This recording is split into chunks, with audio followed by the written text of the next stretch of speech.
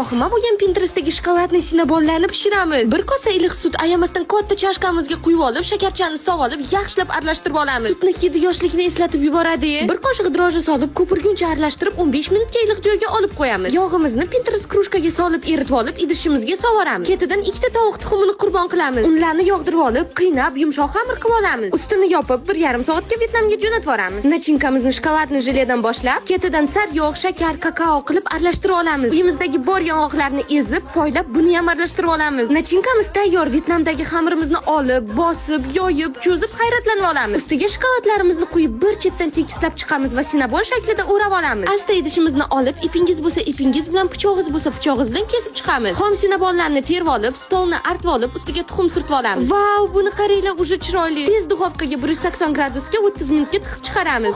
Bularni rumyaniligini, tadam, boshimda keladigan sinabonlarni hidlab olib, ustiga oddiy smetana surtib olamiz. Pinterestdagi bezaklarni qilib olib, oshqozonimizga tiqib olamiz. 10 dan 10 menga obuna bo'lib qo'yish esinglardan chiqmasin.